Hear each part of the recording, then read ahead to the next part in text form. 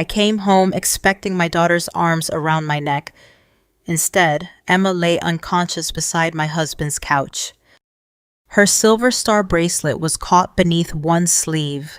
My duty bag slipped from my hand, and the challenge coin in my pocket struck the hardwood as I dropped beside her. Emma, open your eyes. Gavin stood near the fireplace with his arms folded. She should have listened, he said. I looked up at him. Listened to what? He claimed she had stolen sleeping medication after he grounded her. His voice remained flat while my daughter's breathing barely moved her chest. I called emergency services and began checking her airway. Gavin did not kneel. He did not ask whether she would survive. He only watched the front windows as though he expected someone else. The paramedic crew arrived within minutes. Their team leader crossed the room, saw Gavin, and stopped. She stared at the scar near his ear, then at the faded mark on his wrist. When Emma was secured to the stretcher, the paramedic pulled me into the hallway. "Ma'am, stay calm," she whispered. "Your husband is not who you think he is." Her name was Rosa Alvarez.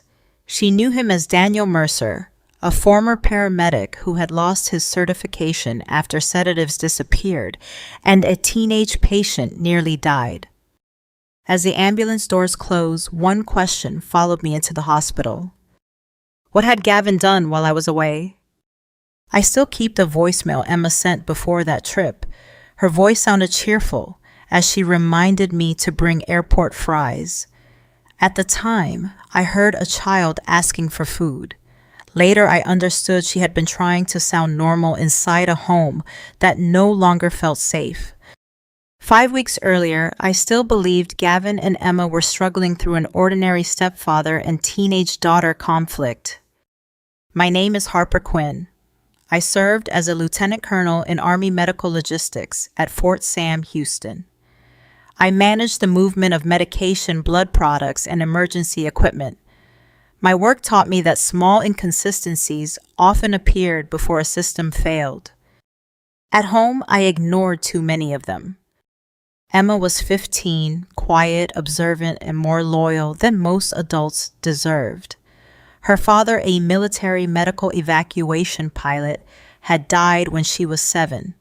The silver star bracelet on her wrist was his final birthday gift. Gavin entered our lives 4 years later. He said he sold medical equipment to hospitals across Texas.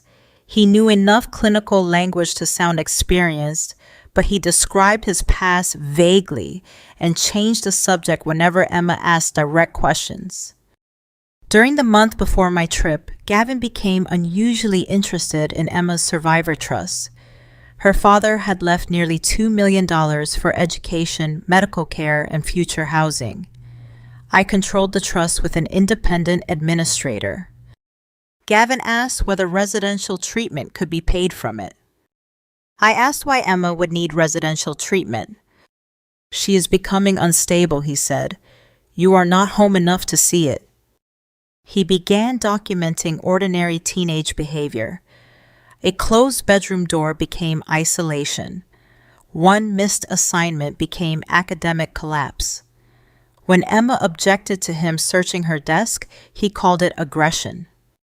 I wanted peace, so I kept asking her to be patient. One evening, Emma found him inside her room holding the blue folder that contained records from her father. Gavin said he was looking for an insurance document. Emma told me later that he had photographed several pages. I confronted him gently. He smiled and said, "Your daughter has started imagining threats." A week later, Emma found a red duffel bag hidden in the garage. Inside was an old paramedic patch and a uniform shirt with a name she did not recognize. Gavin claimed the items came from a hospital costume display used by his company. I accepted the explanation because doubt felt more dangerous than trust. Before leaving for a week of training, I updated Gavin's permission to pick Emma up from school. He placed several other forms beneath it, including a medical release. I removed the pages I did not understand. "You act like I'm trying to steal something," he said. I read before I sign. His face hardened for less than a second. The night before my departure, Emma stood in my bedroom doorway. "Mom, if something feels wrong when you come back, check Dad's blue folder." I assumed she meant the file about her biological father. "Be respectful to Gavin while I am gone," I told her. She nodded, but her eyes remained fixed on the floor. That memory became the sharpest wound of the entire week. At the hospital, doctors found a powerful sedative and an antihistamine in Emma's blood. The combination was not stored in our medicine cabinet. The attending physician said the dose appeared measured rather than impulsive. Gavin arrived 20 minutes later and told the staff that Emma had threatened to hurt herself. I asked when she had made that threat. "This afternoon." "Show me the message." She said it verbally. Rosa stood near the doorway, listening. When Gavin left to speak with security, she showed me an archived photograph on her telephone. The man beside her wore a paramedic uniform and the name Daniel Mercer. It was Gavin. Rosa had been a trainee when sedatives began disappearing from his ambulance unit. Mercer altered patient records to hide the missing medication. His final case involved a teenage girl who became unresponsive after he administered a drug without proper authorization. Mercer lost his certification before criminal charges were completed. Then he vanished. The hospital contacted law enforcement. A record search found no consistent history for Gavin Cole before the year we met. I wanted to believe there was another explanation, but disciplined people do not reject facts merely because the truth hurts. Emma remained unconscious, so I returned home with an investigator. Gavin had already left. His closet was half empty and the hard drive connected to our security system had been removed. The cloud service preserved part of the footage. It showed Gavin entering Emma's room several times while she was at school. He photographed the survivor trust documents and copied identification records. On the afternoon she collapsed, he carried a mug into the living room and placed it beside her. The camera had no audio. It did not show what was inside. I searched Emma's desk for the blue folder she mentioned. Behind a drawer, I found a thin file labeled with her father's name. Inside were printed emails between Gavin and a residential treatment facility. He asked whether a stepfather with temporary medical authority could approve admission. He also asked whether the facility could bill a protected trust if the biological parent was unavailable. Emma had written notes in the margins. "He wants me gone before Mom sees this." Another page contained photographs of the red duffel bag and Gavin's old paramedic identification. Across the bottom, Emma had written, "If I pass out or disappear, check the red bag. He said once I am in treatment, Mom will finally stop asking questions." My hands began shaking, but I kept reading. The investigator found the duffel beneath loose boards in the garage storage closet. Inside were medication vials with incomplete labels, a paramedic card bearing the name Daniel Mercer, copies of Emma's trust records, and a brochure from the treatment center. Beneath them lay a petition for temporary medical guardianship. Gavin had already filled in his own name. The reason given was a self-harm emergency involving a minor whose military mother was frequently absent. Tucked behind the petition was a handwritten payment schedule.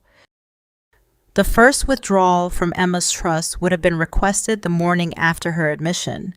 The payment schedule divided Emma's trust into 12 monthly withdrawals. Each one was labeled as residential treatment, psychiatric supervision, or emergency stabilization. At the bottom, Gavin had written a final note. "Once Harper signs the first authorization, the rest becomes routine." I had never signed anything. The investigator photographed every page before sealing the duffel as evidence. He advised me not to contact Gavin.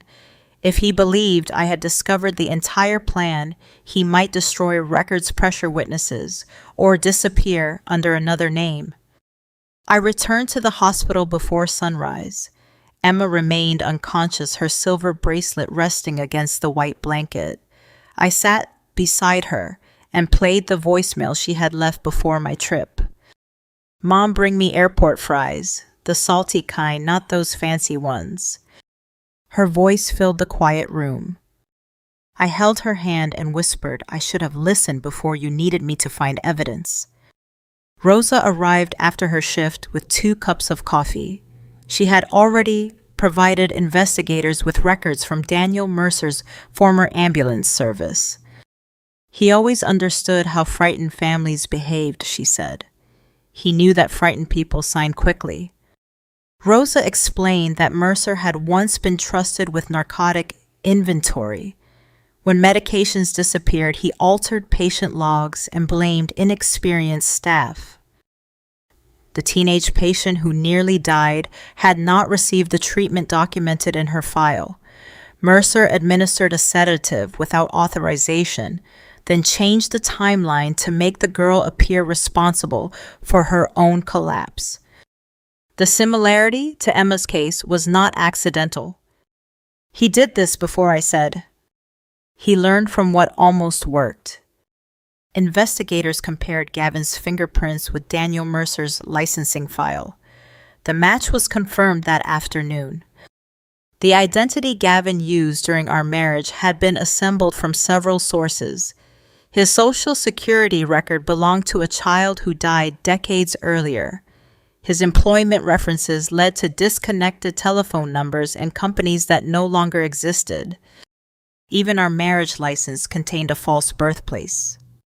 4 years of photographs, holidays, and shared meals suddenly felt like a stage set. I had married a biography, not a man. The medication analysis provided another layer. One vial from the duffel contained midazolam, another held promethazine. Emma's blood contained both substances in nearly the same proportions. The hospital pharmacist confirmed they were not ordinary household medications. Emma could not have taken them from our cabinets because they had never been prescribed to anyone in the home. Security footage from a nearby pharmacy showed Gavin purchasing disposable syringes 3 days before I returned. He told the clerk they were for veterinary medication. No veterinarian had treated our family. The treatment center named in his paperwork was owned by a former business associate from his paramedic years. It accepted adolescents for extended stays and billed private trusts at unusually high rates. Emails recovered from Gavin's laptop showed that he expected a referral payment after Emma's admission. He was not only trying to access her trust, he intended to profit from every month she remained confined. The center administrator wrote, "We need a parent or guardian who can authorize treatment without interference." Gavin answered, "Her mother is military. Absence is easy to document." Another email asked whether a temporary guardian could approve trust payments before a full hearing. The administrator replied that a documented self-harm emergency would usually accelerate the process. That explained why Gavin told the hospital Emma had threatened herself. He needed a diagnosis before anyone questioned the drugs. Emma opened her eyes briefly that evening. She seemed confused and frightened, but she recognized my voice. "Mom, I am here." "Did he tell them I did it?" I leaned closer. "You did not do anything wrong." Her eyes filled with tears. Gavin had prepared tea after an argument about the blue folder. Emma said the drink tasted bitter. When she refused a second sip, he held the cup near her and told her to stop acting like a child. She remembered becoming dizzy beside the couch. "What did he say?" I asked. "He said I should have listened." Emma closed her eyes, then forced them open again. "He was on the phone. He said once I was admitted, the trust would cover the rest." I wanted to promise that Gavin would never touch her again. Instead, I gave her a promise I could control. "I believe you. From now on, every decision begins there." She squeezed my fingers weakly. The investigators wanted Gavin located before he could leave Texas. My attorney advised me to appear uncertain and frightened if he contacted me. 2 hours later, his message arrived. "Emma needs professional help. Do not let your emotions make this worse." I waited before answering. "I am scared. Maybe I missed more than I realized. Tell me what you think we should do." He responded immediately. That was the first time I understood how badly he needed me to doubt myself. Gavin recommended the same residential center listed in the duffel. He said he had already spoken to its admissions director and could arrange an emergency transfer. I asked whether my military schedule would create problems. He wrote, "It actually helps. The court will understand why I need temporary authority." Each sentence went directly to investigators. The next morning, Gavin submitted a petition for temporary medical guardianship. He claimed Emma had attempted self-harm while under his supervision and that I was emotionally unstable after discovering her condition. He attached a calendar of my military travel, but he removed every weekend school meeting and medical appointment I had attended. He described himself as Emma's primary caregiver. He also stated that immediate access to her trust was necessary for treatment. The petition carried the name Gavin Cole. The fingerprints belonged to Daniel Mercer. My family attorney arranged an emergency response. The trust administrator froze all medical disbursements until a court reviewed the request. The Army Legal Office provided my duty records and family care documentation. I did not want my uniform used as proof that I was a good mother. Service did not erase the times I had dismissed Emma's fear. But Gavin had used my service to build a false story of abandonment. The records proved he lied. Investigators also recovered a draft letter written in my name. It stated that I could no longer manage Emma's behavior and voluntarily transferred medical authority to Gavin. The signature line was blank. He intended to obtain it after frightening me at the hospital. When that failed, he created a digital version. The file metadata showed it was prepared 2 days before Emma collapsed. He planned the emergency before there was an emergency. Emma continued improving. Her doctor confirmed she had no history of self-harm, no evidence of taking medication voluntarily, and no clinical reason for immediate residential placement. The measured combination in her blood supported deliberate administration. Rosa visited again after Emma was moved from intensive care. She brought a paper bag from the airport restaurant. "The salty kind," she said. Emma smiled for the first time. We shared the fries from the hospital tray. For 10 minutes, we did not discuss Gavin, the trust, or court. We talked about Emma's astronomy project and the constellation she wanted to paint across her bedroom ceiling. That small conversation reminded me what the entire case was meant to protect. Before leaving, Rosa looked at Emma's bracelet. "Your father gave you that." Emma nodded. "He flew rescue helicopters." Rosa smiled. Then he knew something important. People in danger do not always have the strength to call twice. I felt those words settle inside me. After Rosa left, I apologized without defending myself. "I thought keeping peace would keep you safe." Emma looked toward the window. "It only kept him comfortable." She was right. The emergency hearing was scheduled for the following morning. Gavin appeared remotely from an attorney's office, claiming he had stayed away because I threatened him. I had never threatened him. He wore a dark suit and spoke with controlled concern. He told the court that I loved Emma but could not accept her mental health crisis. His attorney asked for immediate authority to transfer her into residential care. My lawyer stated that I would accept any treatment supported by independent doctors. We did not reveal all our evidence at once. Gavin relaxed when he heard that. He believed my willingness to consider treatment meant I had accepted his story. Judge Elena Ward reviewed the petition, the hospital report, and the trust request. Then she opened a sealed identity verification submitted by investigators. Her eyes remained on the page for several seconds. Gavin continued explaining that he had been Emma's stable parent while I placed my career first.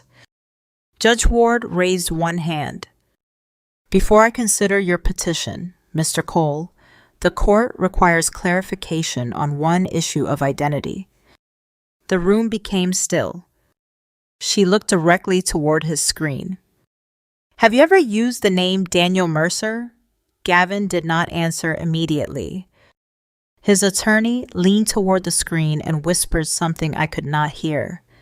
Gavin adjusted his tie, then looked back at Judge Ward. No, Your Honor. The judge opened the sealed report. Then I will ask again. Have you ever been licensed as a paramedic under the name Daniel Mercer? No. Rosa stood when the court clerk called her name. She identified Gavin by the scar near his ear, the faded wrist mark, and the way he pressed his thumb against his middle finger when nervous. I had seen him make that same motion during our wedding vows. Rosa described working beneath Daniel Mercer during her first year as a paramedic. She explained how medication disappeared, how patient records were altered, and how a teenage girl nearly died after receiving an unauthorized sedative. Gavin shook his head. She is mistaken. The investigator placed the fingerprint comparison on the evidence screen. The print taken from Gavin's marriage license file matched Daniel Mercer's professional licensing record. Judge Ward turned toward him. Do you still deny that identity? Gavin's face lost color. His attorney requested a recess.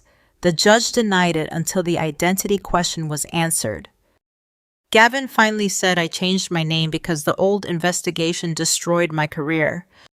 You did not legally change it, the investigator replied. You created a false identity. The court reviewed the paramedic card found inside the red duffel.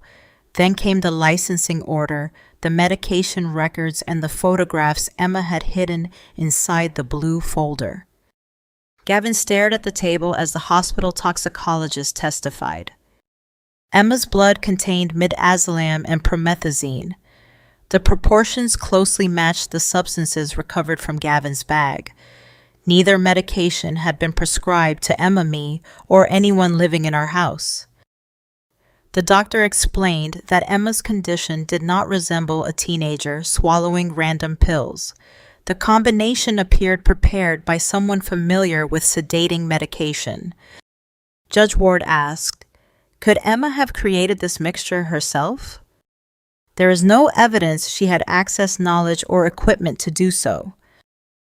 The investigator played the preserved security footage. Gavin carried a mug into the living room. Emma drank from it, argued with him, and became unsteady within minutes. The camera had no sound, but Emma's statement supplied the missing words. He told her she should have listened. Gavin claimed the drink only contained tea. He said Emma must have taken something later. The investigator opened another file. A pharmacy camera showed Gavin purchasing syringes days earlier. His search history included dosage questions, temporary guardianship rules, and payment procedures for residential treatment funded by private trusts. Then the court displayed his messages to the treatment center. Her mother is military. Absence is easy to document. Once she is admitted, the trust will cover the rest. The center administrator had promised him a referral payment after Emma remained enrolled for 60 days. Gavin stopped looking at the judge. He looked at me. "You know I was trying to help her." I did not answer. A calm voice is not proof of innocence. Sometimes it is only proof of practice. The trust administrator testified next. Gavin had contacted the office before Emma collapsed. He asked whether a stepfather could authorize emergency withdrawals and whether my military travel could support a claim that I was unavailable. He submitted draft guardianship papers 2 days before the supposed emergency. Judge Ward examined the dates carefully. "Mr. Cole, how did you prepare a self-harm petition before the child became unconscious?" Gavin opened his mouth, but nothing came out. That question ended the story he had built. The court denied his guardianship petition. Judge Ward ordered that he have no contact with Emma or me and confirmed that he possessed no authority over the survivor trust. The investigator then informed the court that an arrest warrant had been approved. Gavin rose suddenly from his chair. His remote screen shook as officers entered the attorney's office behind him. One officer instructed him to place his hands where they could be seen. He looked at me again. "Harper, tell them this is a family misunderstanding." I thought of Emma lying beside the couch. I thought of her warning at my bedroom door and the bitter tea she had been forced to drink. "This stopped being a misunderstanding when you planned it," I said. The connection ended after officers removed him from the room. The court referred evidence involving the treatment center for a separate investigation. Its administrator later lost his license, and several families came forward with questions about inflated bills and unnecessary admissions. Gavin faced charges involving identity fraud, forged records, unlawful possession of controlled medication, financial fraud, and serious harm to a minor. The earlier Daniel Mercer case reopened as well. His false name had protected him for years. Evidence used the real one to take him away. The Army Legal Office reviewed my family care records and confirmed that my travel did not make me negligent or absent. I appreciated the finding, but it did not erase my responsibility. Gavin had exploited my service. I had ignored Emma's fear because I wanted our home to remain peaceful. Peace that requires a child to stay silent is not peace. When Emma was discharged, I brought her home after investigators cleared the house. She stopped at the living room entrance and stared at the place beside the couch. "We can stay somewhere else," I said. "No, I do not want him to keep this room too." We removed the couch together. I did not replace it immediately. For several weeks, the empty space remained as proof that healing did not require pretending nothing happened. That evening, I placed the blue folder on the kitchen table. "I need to apologize without explaining myself," I said. "You warned me. I asked you to be respectful instead of asking why you were afraid." Emma looked down at her bracelet. "I thought you trusted him more than me." I acted that way. She did not forgive me immediately. She did not need to. Forgiveness offered too quickly can become another way adults ask children to carry their discomfort. We began counseling together. I changed my assignment schedule and refused travel that would keep me away for extended periods. I also created a written safety plan with Emma, her school, the trust administrator, and our family counselor. No future partner would receive access to her records, finances, or medical decisions without independent review. More importantly, no future partner would be allowed to make Emma feel that fear was disrespect. 15 months later, Emma returned to the astronomy club. She painted a night sky across one wall of her bedroom with a rescue helicopter moving beneath the stars. Rosa visited us twice a month. She never called herself a hero, although I knew what might have happened if she had not recognized Gavin. One evening, she brought airport fries and placed them between us on the porch. Emma laughed. "You finally remembered the salty kind." "I had help," I said. The three of us watched the sky darken over San Antonio. Emma pointed toward the constellation her father once taught her to find.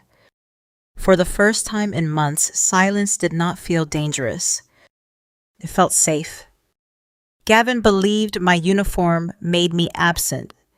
In the end, it taught me how to preserve evidence, follow procedure, and stand still while the truth entered the room. But the most important lesson did not come from the army. It came from my daughter. When a child whispers fear, the worst response is to rename it attitude. A marriage is never worth protecting at the cost of a child's safety. And trust should never be measured by how quietly someone accepts being dismissed. If someone young has ever tried to tell you that a person or place feels wrong, listen, before asking them to prove it perfectly. Fear rarely arrives with organized evidence. I would be honored if you shared this story with someone who needs that reminder, and joined me again for another story about courage, truth, and the difficult work of healing.